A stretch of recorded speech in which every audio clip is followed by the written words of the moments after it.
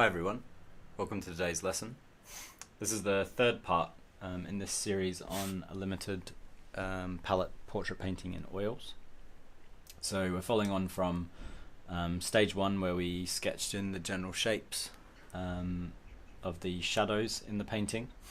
Then stage two, we went in and added some variation within these shadows, so variation in color and variation in value and chroma. This particular subject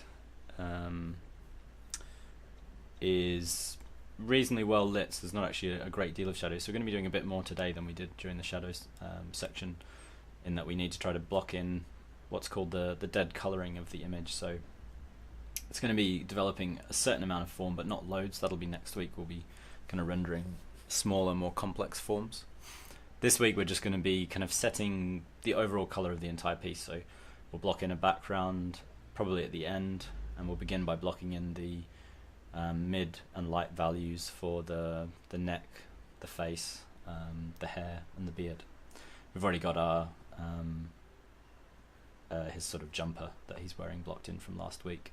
So again, it's going to be fairly rough. It's something that we're going to be building upon in later weeks, but we want to establish the general values, general colours and general chroma of the entire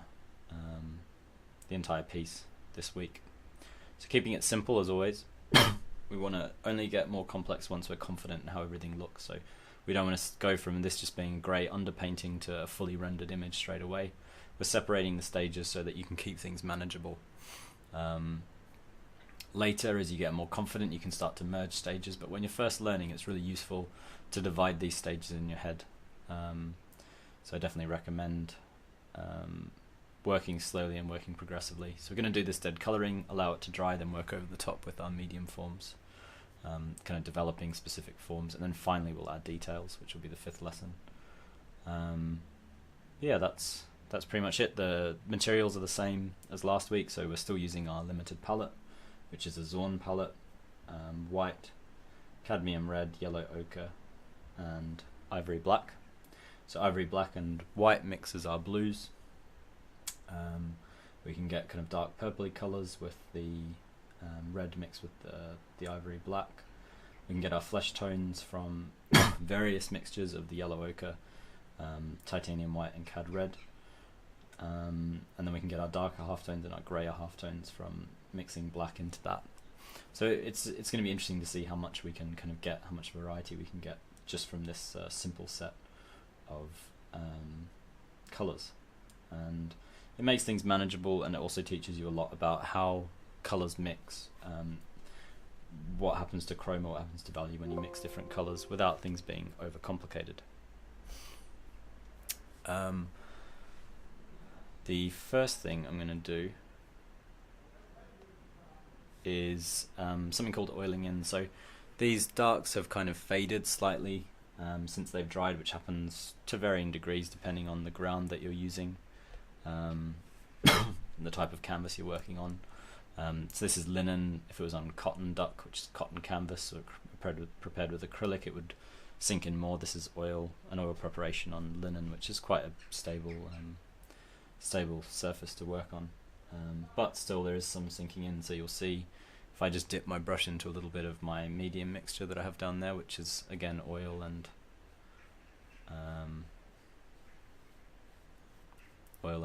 mineral spirits.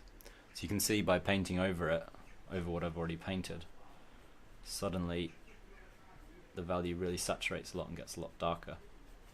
So it's important, if your painting has lightened like this, which is called sinking in, and it's to do with the surface of the painting becoming more textured and therefore kind of diffusing the light rather than reflecting it back. If that happens, you need to make sure that you do this oiling in. You can do it with your finger or with a brush. You can do it with a sponge. Anything to get kind of an even spread. You don't want loads of oil, because if you put too much oil, it'll oversaturate the surface of the canvas and make it harder to work in later stages. But you want just enough that you can start to see what the true value of this earlier layer was. If you didn't do this and you tried to match it based on the faded value, it means that your subsequent values will be wrong, Then when you varnish it, which we always do at the end of a painting, everything would look wrong, and bits would be patchy, all sorts of problems occur. So make sure you always keep your dry portions of your painting saturated enough to see their actual value and their actual saturation and chroma. Tiny bit probably around the eyes that I haven't done.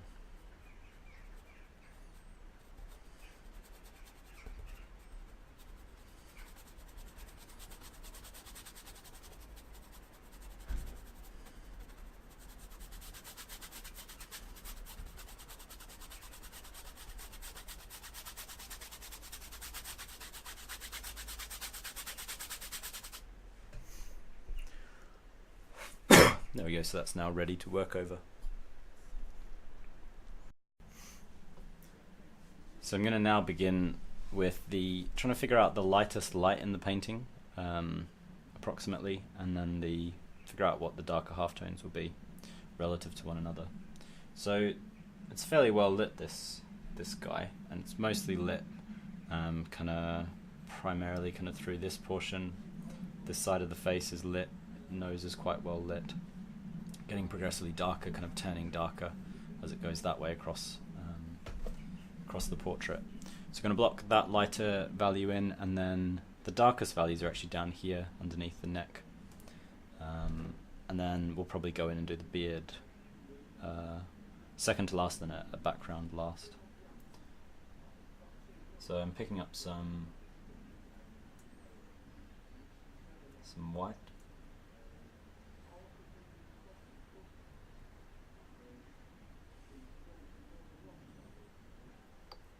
Keeping it fairly light, but adding a little bit of just pure yellow ochre and pure cad red, just to get the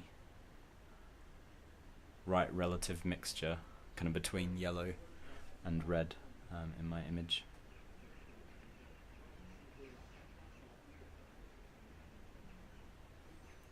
And I'm just going to block it in big sort of patches across the face.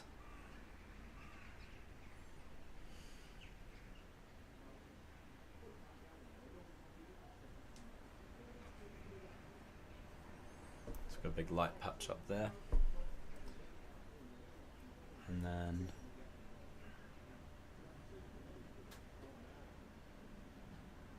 running down the side of this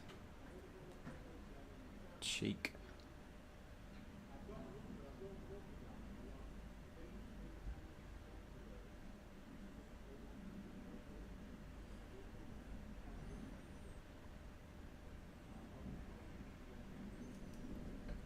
Another light section there, just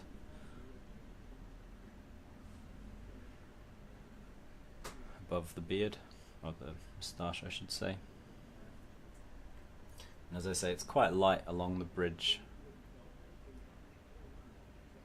of the nose here, something along those lines. So there's going to be our lightest lights in the image. Everything's going to get progressively darker from that point.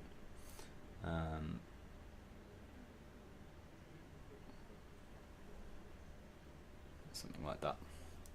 So I'm going to give my brush a little bit of a clean. I'm using a flat brush, probably about 1/2 inch wide for this. Depends on the size of your painting, but you can kind of see I'm trying to put full kind of substantial brush strokes. So you want a brush which is approximately the right width for those sorts of blocking in brush strokes that you want to do if you want to do this kind of simple blocking in, which is what we're after today.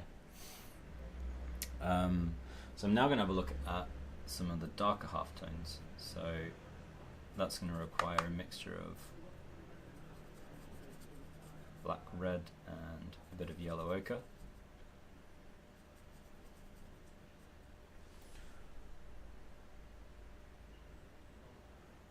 So if I place them just next to that shadow value that we've got down in the kind of pit of the neck, and it's not too bad actually as a first guess.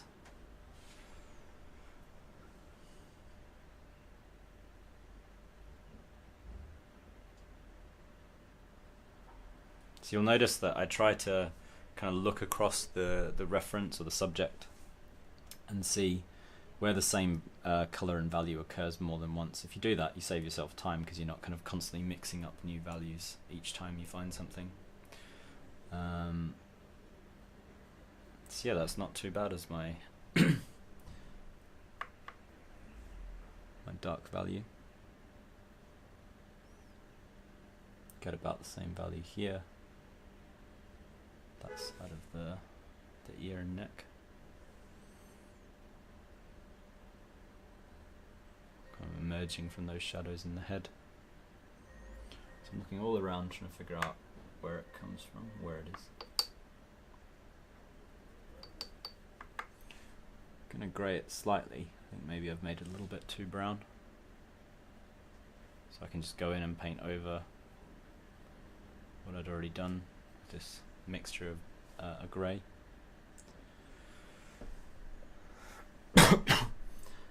So from there I can start to lighten it. So now that I've established my darkest darks, or darkest halftones I should say, and lightest values, I can start to block in the intermediate values, and I would say generally best to start with the intermediate values kind of working from dark to light. So you see I'm starting to add progressively lighter values out from those dark halftones.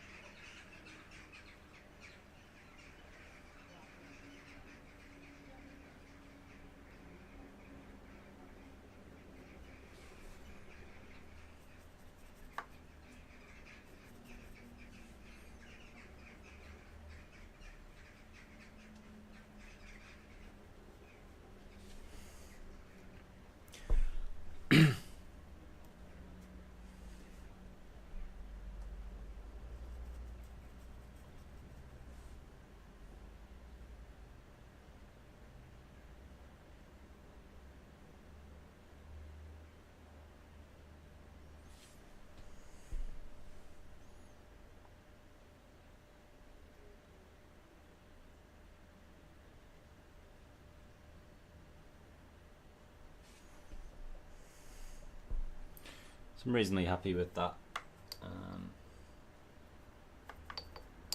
This darker portion of the neck.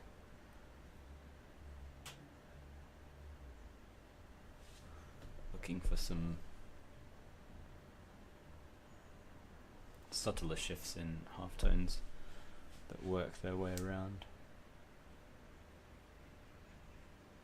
this portion of the image. And then I can start to add kind of progressively even lighter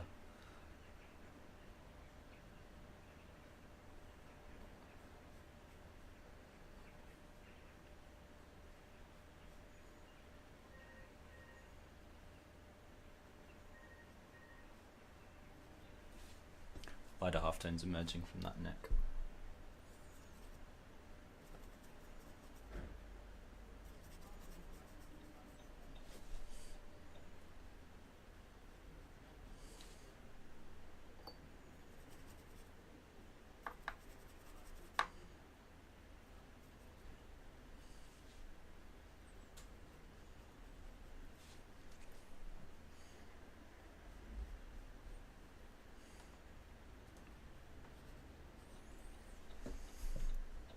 So because this plane of the shoulder faces more upwards than the neck, that's why we're getting these lighter values in the shoulder.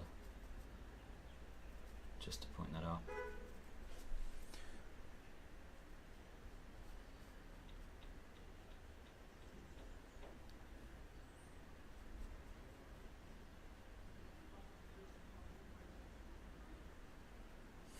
So you can see I'm not mixing too much at this point, I'm not blending. I'm just placing values as accurately as I possibly can.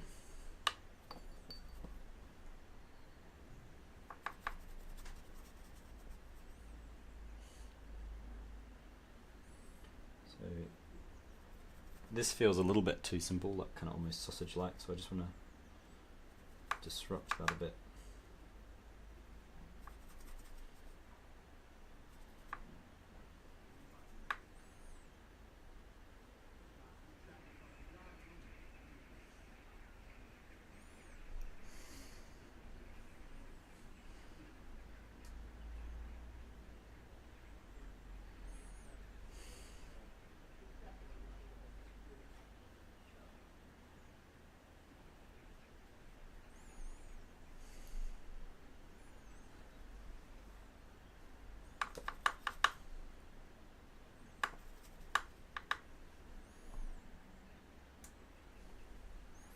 Yeah, it's not too bad for that neck. Probably happy to leave it there. And we're just going to move kind of up, generally up in this direction through the face. We'll move to the ear next. So there are a few values that we can, colours that we've used already that we can reuse. There are some lighter values.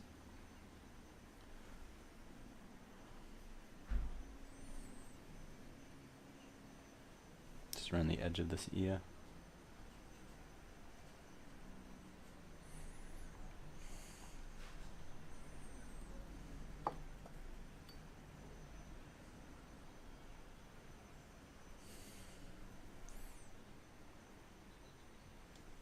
Some portions of it that are catching more light.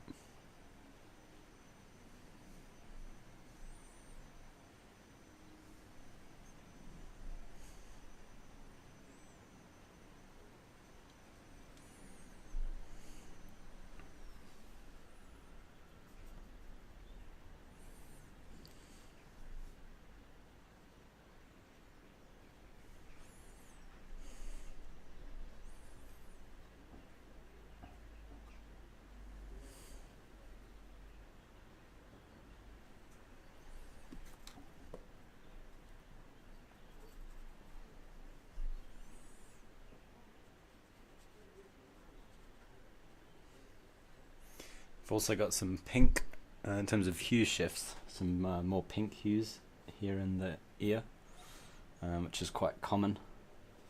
So I'm going to look for those subtle little shifts. We'll notice some other shifts through the rest of the image. So it shifts pink quite often in the ears as well, we'll see in a moment. Sorry, in the nose, obviously in the ears, that's what we're doing right now. Some pink lighter values here just to give it, start developing that form.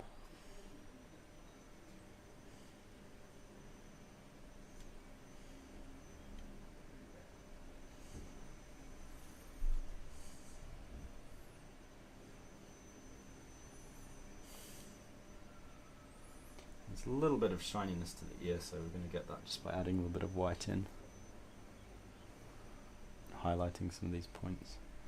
Something like that's probably sufficient. Maybe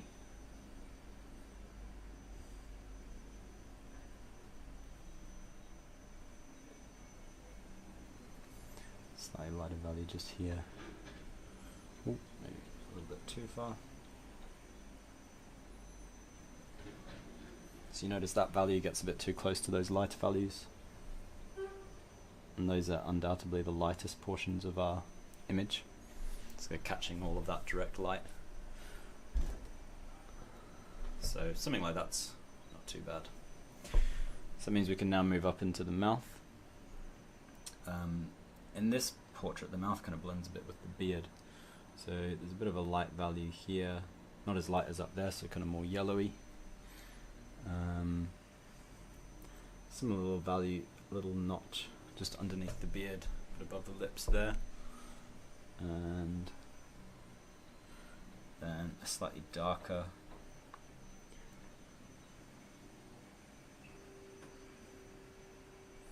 value sort of progressively wrapping around the mouth.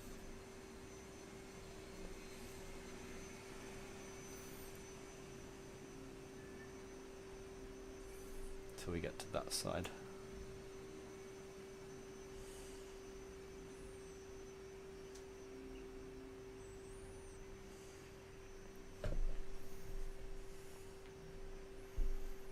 It's not too bad. And then those values can emerge to again a shift in local colour, much more pink hues in the lips. So the value stays roughly similar, but the hue changes.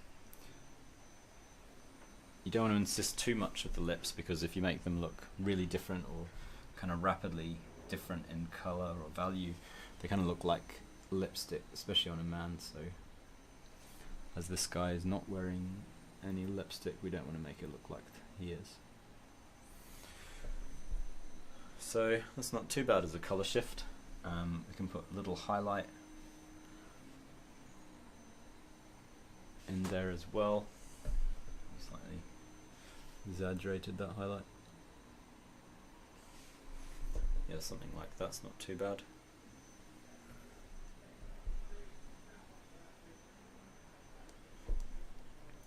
And then we're going to start working now across the face. So we're going to be patching in, going from dark to light and working in kind of groups of values. Generally we want to try to make it so that the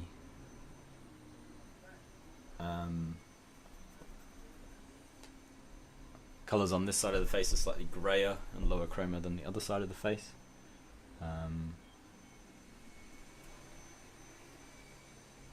Just because as the value turns further away from the light source, it basically receives less light, but it also receives less intensity of light, so it becomes lower chroma, which if you're copying a photo rather than working from life, it's a lot harder to see, because photos tend to ignore that aspect of our sight for some reason, and they tend to make the chroma in the halftones higher than in the lights. They kind of bleach out the lights, which works fine in a photo, but if you do it in a painting, it kind of shows up as slightly, just doesn't quite feel right.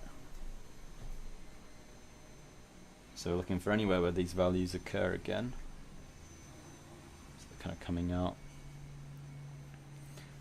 kind of blocking them in a patch. Just a little bit maybe there, just underneath his eye. Maybe just here as well. Maybe slightly on that edge of the nose.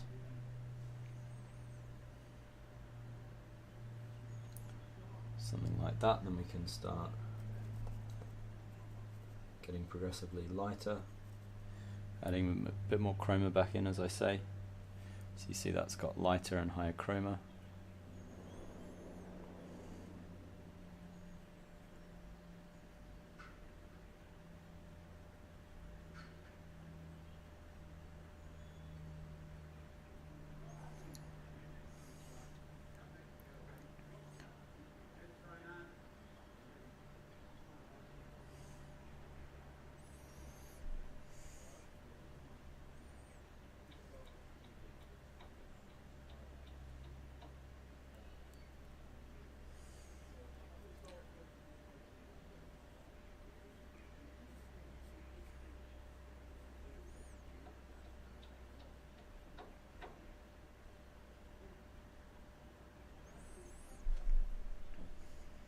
So you can see we're laying it in as big planes of value,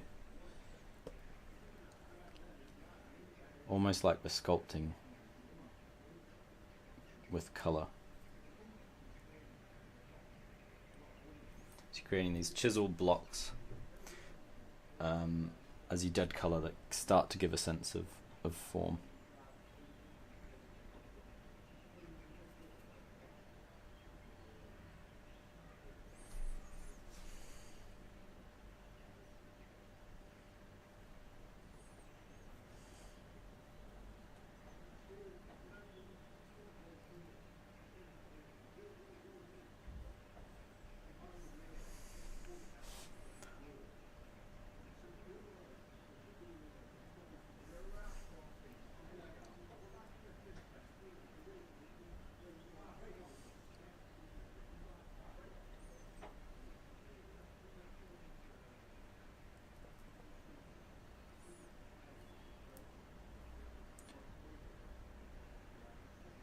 And eventually we'll reach those lightest lights that we established at the beginning of the piece.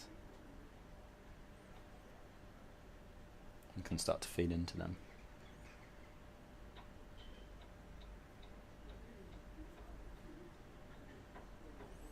Not mixing with them,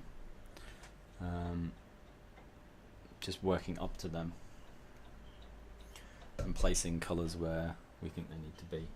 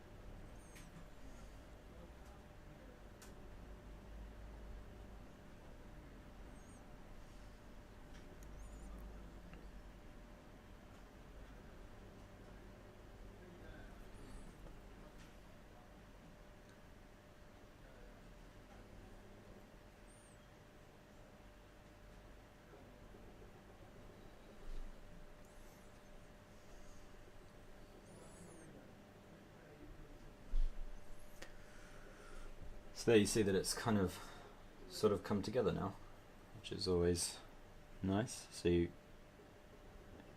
might be a bit trickier obviously if you're your first attempt at doing something like this, but if you persist you should eventually be able to pull all the values together in this way.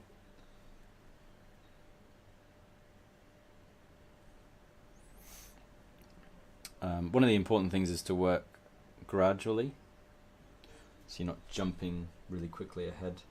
Think about all the values as you add them. Check them, don't kind of rush into adding really quickly.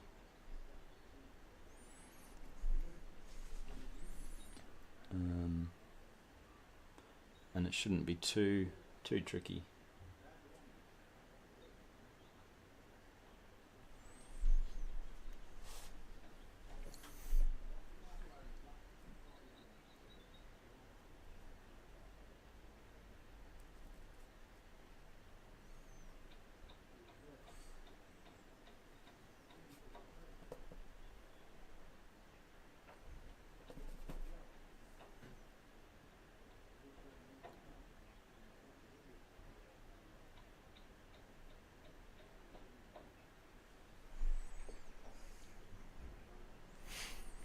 If there are any lost edges, you don't want to insist on edges that are unnecessary to keep. So say the nose there just kind of blends, at this point just blends into the far cheek. That's totally fine. We don't have to keep a note of it. It looks visually better if you don't.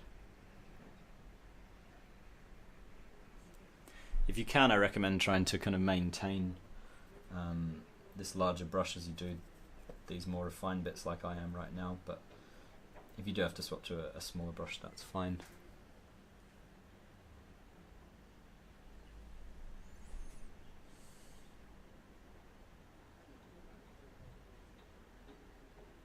See how I fare trying to add these little details in the eyes. They're not too bad. We're going to go back in and rework all this next time once it's dry, so you don't have to be super accurate with it.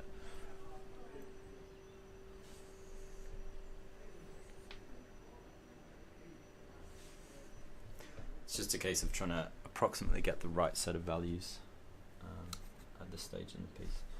I'm just going to go, one last thing I want to do is, now that I've worked up to them with the darker values, I just want to adjust my lightest values slightly, give them enough chroma. So I've mixed in some more pink and yellow. So I'm just going to work over the top of them. They've maybe gone, now that I've worked up to them, they feel a little bit light and a little bit low chroma as well. So we're just going to correct that. As I say, we'll be able to go through and make further corrections. Well, a lot of further corrections next week. just going for the right sense in the image at this stage. I'm not going to overwork it, so I recommend not overworking is always important. Just going to try to get a little bit of a highlight up here on the forehead by mixing in some pure white just straight off the palette, and a little bit of a highlight on the cheek as well. Those sections that we decided were the lightest portions at the beginning, but if you kind of work into the paint directly, it can be a bit more efficient, or at least it gives a different effect now that we've blocked in everything else. But yeah, that's pretty good for blocking in the face. It's called dead colouring because it tends to look quite dead, so don't worry if it looks a little bit lacking in life at this point. We're going to go back in next week and we're going to rework the eyes. One thing you could do is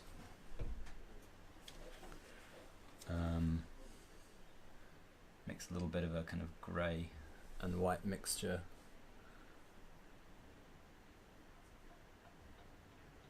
just to lighten the whites of the eyes.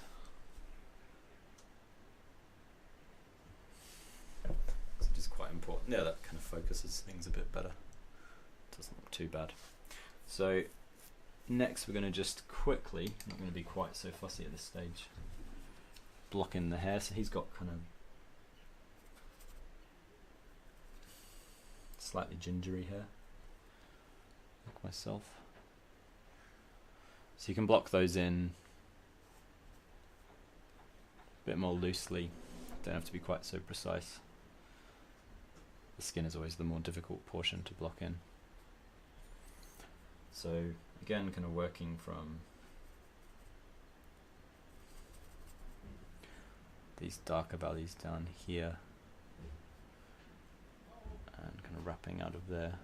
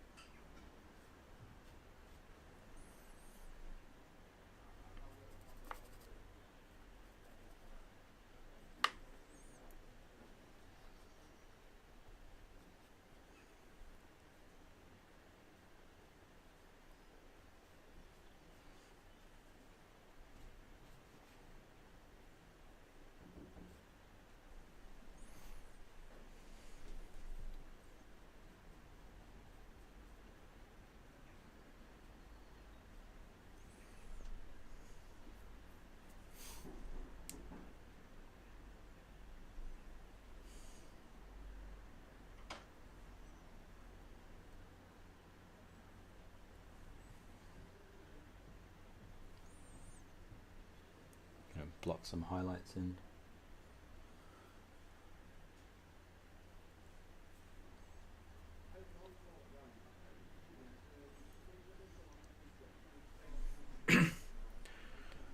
Next week we'll be kind of tapering it in a bit more complexly to the head, because at the moment it kind of looks like a little helmet sitting on top. We don't want it to look like that, we want it to look bit softer as it blends in. That's not too bad, but we'll be working on that later.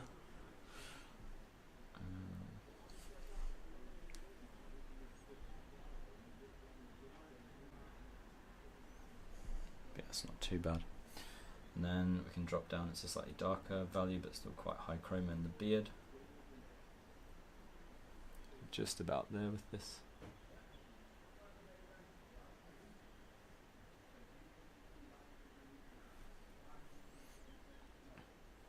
Quite consistent actually, the colour in the beard. There's not as many shifts, certainly not for this stage in the piece. We'll be looking for some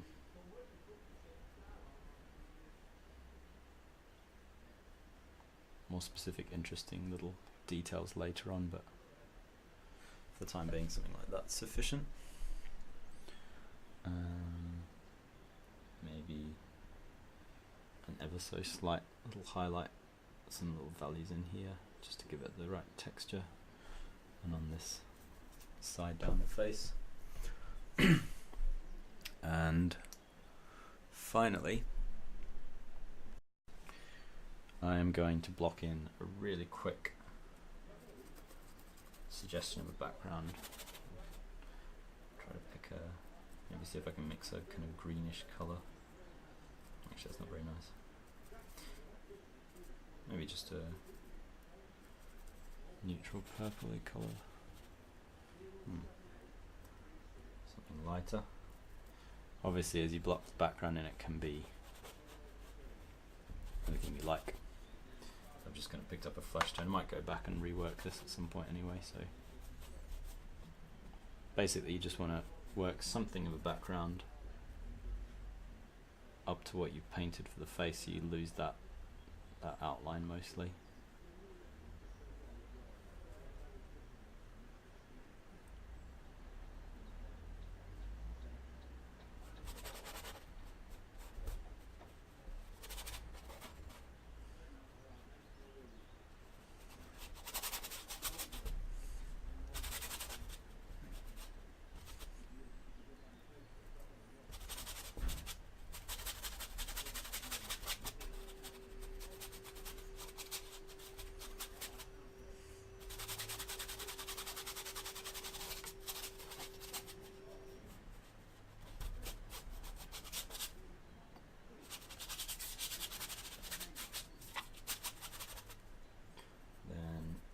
Something a little bit darker I'll do down this back side.